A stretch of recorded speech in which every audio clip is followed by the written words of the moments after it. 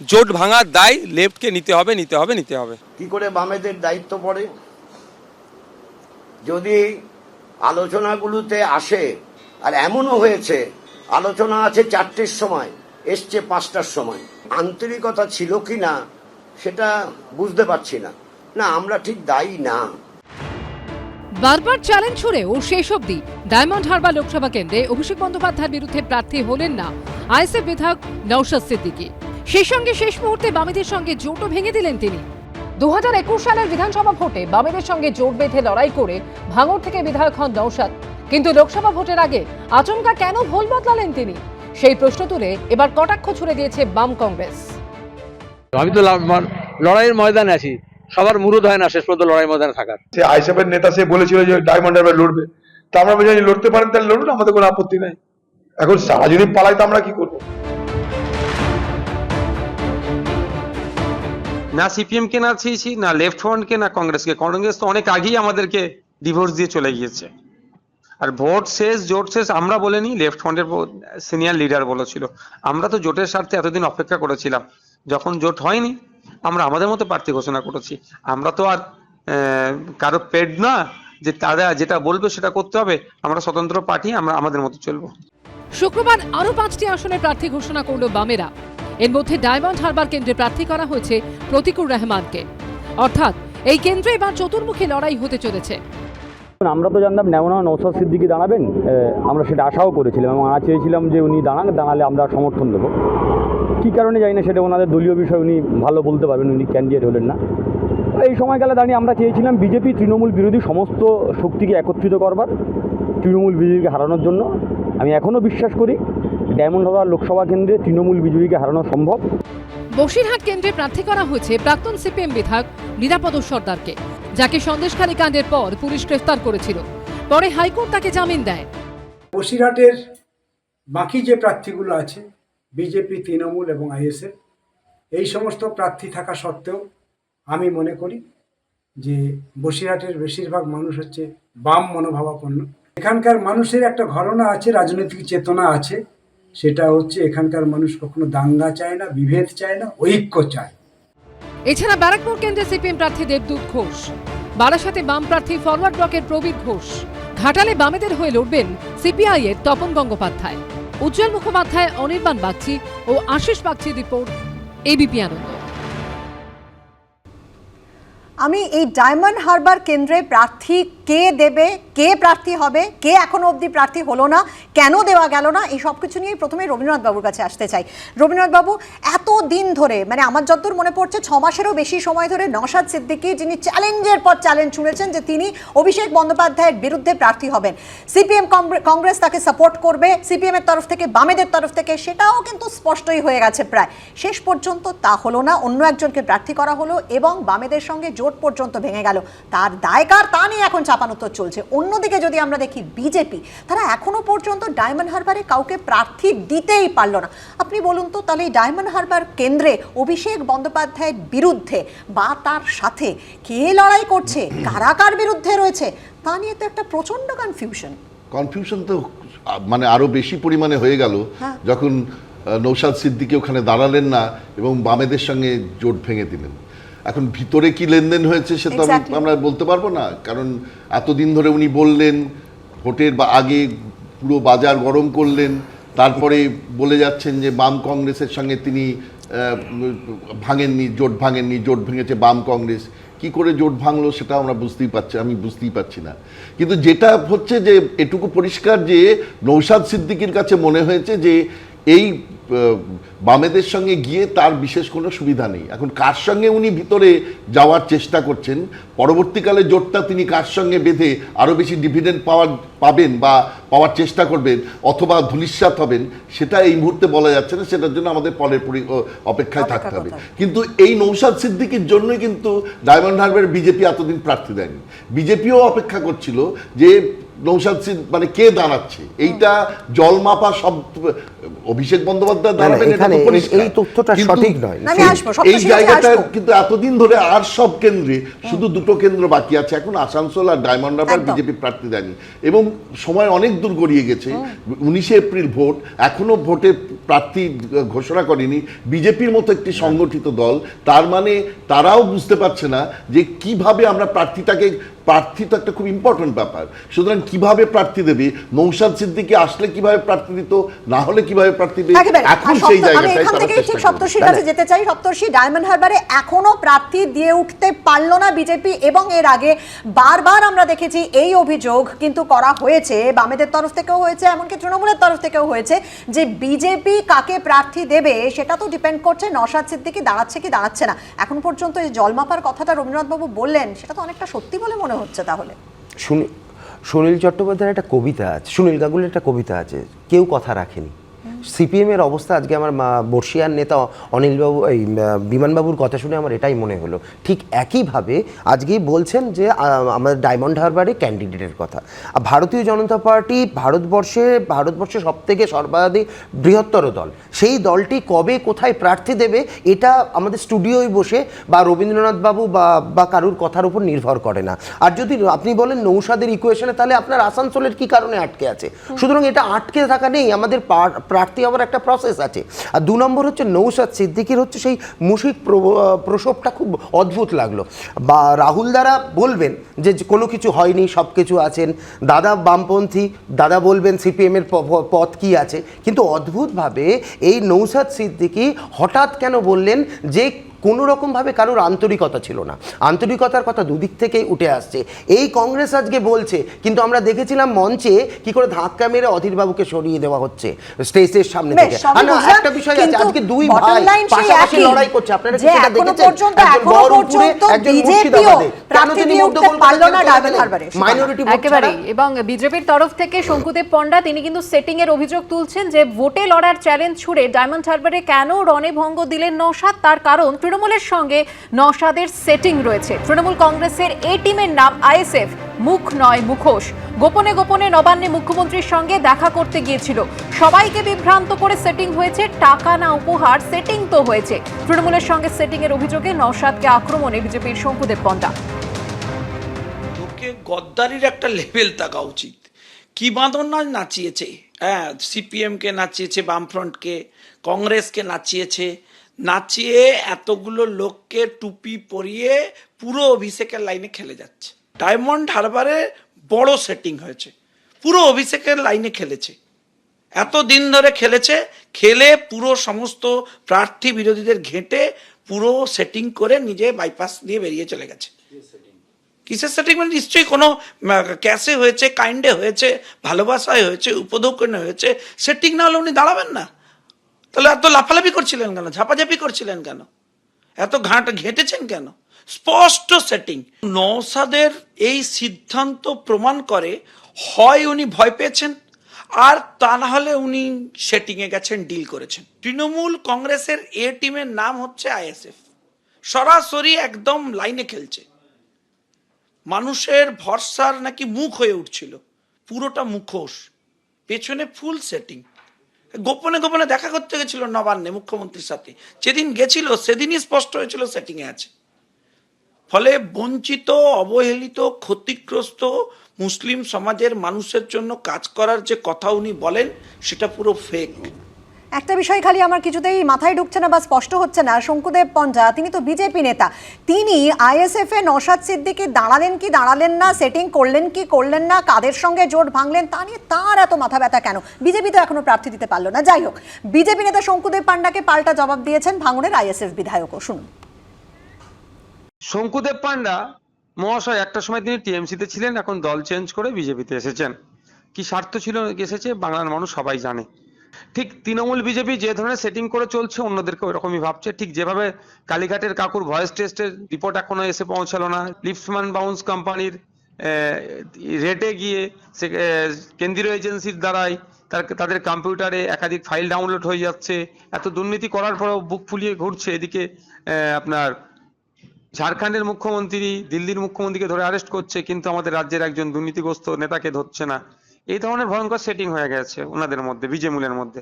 আর ওই সেটিংটা আমাদেরকে চাপিয়ে দেওয়ার চেষ্টা করছে। শঙ্কুবাবুর সাথে তো অভিষেক ব্যানার্জি দীর্ঘদিনের সম্পর্ক ছিল, তো সেটিং টেটিং তারা ভালো করে বুঝবেন। এখনো যেটা করে যাচ্ছেন, এক এক নেতার নামে মাঝে মধ্যে হুমকি দিচ্ছে, কিছু মালা হয়তো পাবে বলে হুমকি দিচ্ছে, মাল এসে গেলে দেখবেন আবার চুপ করে যায় এরা।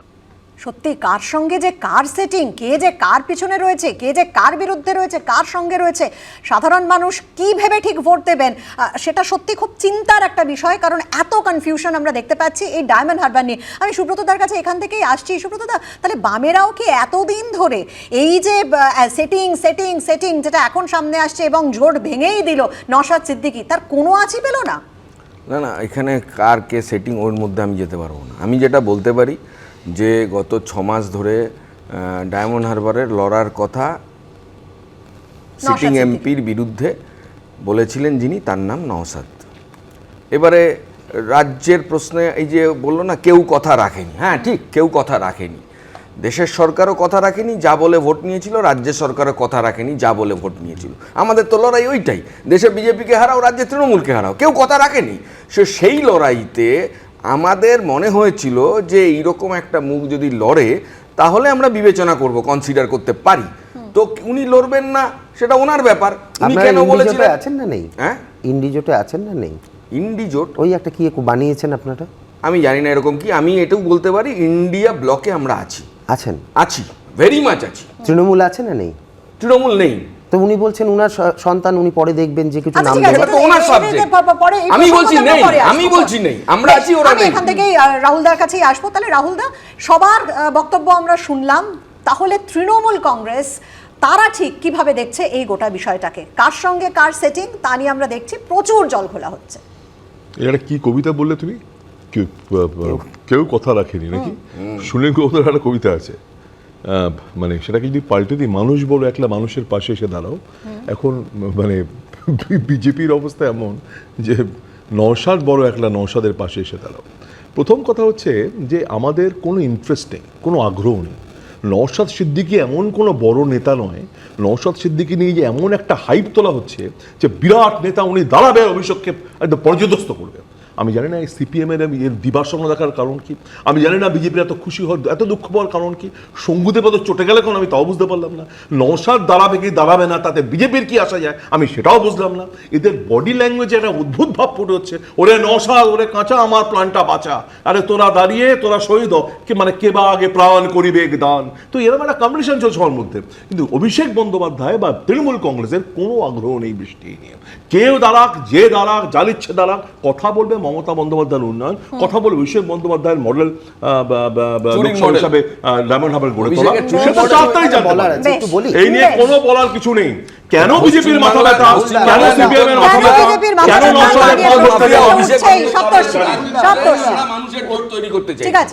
একটা বিষয় শুধু বলা আছে, অত্যন্ত রাবীন্দ্রিক ভঙ্গিতে রাহুল দা শুরু করলেন, ঠিক পাশাপাশি ভালোবাসা পেলে লন্ডভন্ড করে দেবে পুরো জিনিসটা। এই ভালোবাসাটা কি তৃণমূলের কাছ থেকে নওশাদের কাছে গেল নাকি? যাই হোক, কোনো দূরত্ব, অর্থাৎ বোঝা যাচ্ছে এই যে পুরো যে ডায়মন্ড হারবারকে নিয়ে যে কুয়ক তৈরি করেছে, এর মধ্যে কোথাও না কোথাও বামপন্থীদের মেরুদণ্ডে অদ্ভুত রকম ভাবে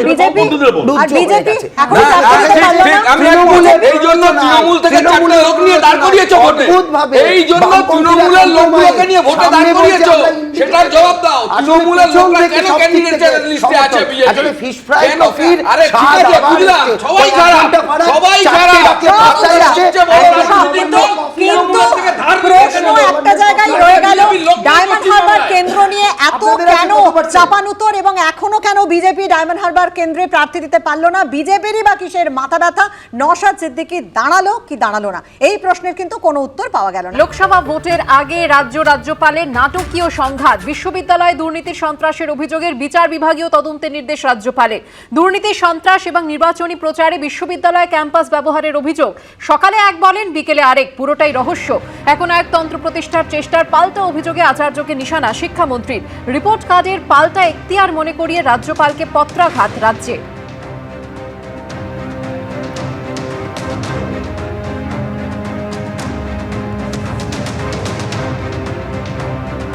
there has been encouragement into the autonomy of the universities. The complaints received here also speak of corruption, violence, then transgression of the model code of conduct, using the university premises and facilities for political purposes. I want to get to know the truth. Therefore, I have appointed a judicial commission of inquiry. Once a report comes, then only I will make up my mind whether the allegations are true or not. যদি কোনো report থাকে সেটা নির্দিষ্ট করে ওনার বলা উচিত যে কোন বিশ্ববিদ্যালয়ে কোথায় হয়েছে, বিশ্ববিদ্যালয় কোন অভ্যন্তরে কারা করেছেন, ফিনান্স অফিসার করেছেন না রেজিস্ট্রার করেছেন না উপাচার্য, কেয়ারটেকার উপাচার্য নিজে করেছেন। এইটা ওনার পরিষ্কার করে বলা উচিত যে এই দুর্নীতিতে কে যুক্ত এবং এই দুর্নীতির হিস্সাদার কারা, এবং এই দুর্নীতি কি ওদের যারা উপরালা তাদের নির্দেশে কি দুর্নীতি করা হচ্ছে, এটাও আমার কাছে আমার জানতে ইচ্ছে করছে। একেবারে, অর্থাৎ যেটা আমরা দেখছি যে রাজ্যপাল সংঘাত যা বহুদিন ধরেই এই বিশ্ববিদ্যালয় উপাচার্য নিয়োগ এবং কে কার পছন্দের উপাচার্য নিয়োগ করছেন এবং তাদের অপসারণ তা নিয়ে যে চলছিল অশান্তি ঝামেলা, তা একেবারে চূড়ান্ত পর্যায়ে পৌঁছে গেল এই ভোটের আগে। আমি এখানেই রাহুলদার কাছে আসবো। রাহুল, আমরা পরিষ্কার কিন্তু শুনলাম এই যে এখন বিচার বিভাগীয় তদন্তের নির্দেশ রাজ্যপাল দিলেন, কিন্তু তারপরেও ব্রাত্য বসু যেটা বলছেন যে এতে প্রচুর কনফিউশন রয়েছে। শুধু তাই নয়, রাজ্যপালের এখতিয়ার নিয়ে আমরা দেখলাম যে রাজ্য বারবার প্রশ্ন তুলেছেন যে আচার্যর এখতিয়ার। এই মুহূর্তে একটা বড় খবর আসছে, আমরা অবশ্যই এই খবরে থাকবো, কিন্তু তার আগে যে বড় খবর আসছে ইডির পর এবার এনআইএ এর উপর হামলা। বড় খবর, ইডির পর এবার এনআইএ এর উপর হামলা। ভূপতিনগর বিস্ফোরণ মামলার তদন্তে গিয়ে হামলার শিকার এনআইএ। আপনারা জানেন যে কিভাবে ইডির ওপর হামলা হয়েছিল 5ই জানুয়ারি সন্দেশখালীতে, এবং এবার ভূপতিনগরে এনআইএ এর উপর হামলার অভিযোগ উঠছে হাইকোর্টের নির্দেশে। তদন্তে গিয়ে আক্রান্ত হলো এনআইএ।